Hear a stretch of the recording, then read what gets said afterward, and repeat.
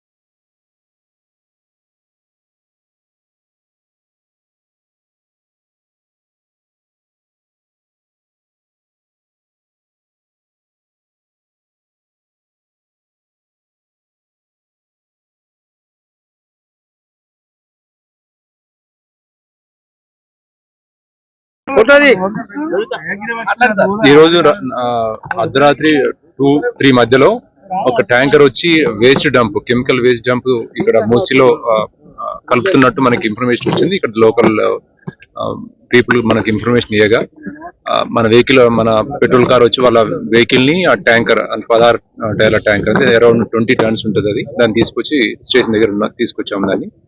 దాని మీద pollution control బోర్డుకి ఇన్ఫర్మేషన్ ఇవ్వడం జరిగింది. దానికి పొల్యూషన్ కంట్రోల్ బోర్డు సంబంధించిన ఆఫీసర్స్ కూడా వస్తున్నారు.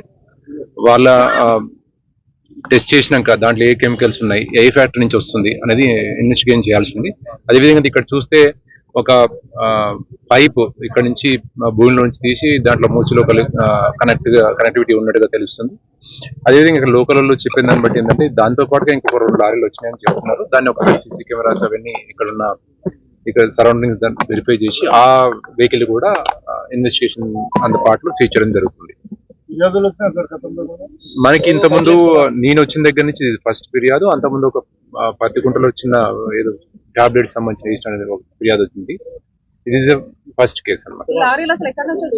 దాని గురించి ఇప్పుడు ఇంతవరకు మాకు తెలిసిన ఇన్ఫర్మేషన్ ప్రకారం షాద్ నగర్ నుంచి వచ్చినట్టుగా తెలుస్తుంది. దాన్ని ఇంకా లోతుగా ఇన్వెస్టిగేట్ చేయాల్సి ఉంది. ప్రజెంట్ అయితే ఇంకా అదంతా కాదండి. డెఫినెట్ గా మేము గస్తీ పెంచుతాము. లోకల్ పబ్లిక్ ని కూడా మా యొక్క విన్నపం ఏంటంటే, మీకు ఇస్తుంటే ఎక్కడన్నా కనబడితే, ఇట్లా వెహికల్స్ కానీ డంప్ చేస్తున్నట్టు కనబడితే నాకు ఫోన్ చేయొచ్చు. నా నెంబర్ అందరికీ అవైలబుల్ ఉంటుంది. అదేవిధంగా పెట్రోల్ కార్ 100 కాల్ చేసినా వెంటనే పెట్రోల్ కార్లు వస్తారు, కంపల్సరీ సీజ్ చేయడం జరుగుతుంది. వాళ్ళ మీద లీగల్ యాక్షన్ తీసుకోవడం జరుగుతుంది.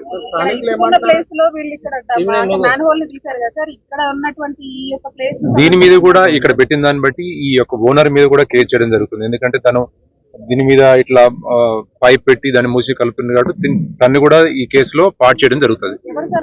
అది ఇంకా ఇప్పుడు మనం ఇన్వెస్టిగేషన్ చేయాల్సి ఉంది. పోలీస్ కన్సర్న్ లో జరిగే అవకాశం కూడా లేదు. అది ఎట్టి పరిస్థితిలో జరగదు. అది ఓకే రైట్ సార్.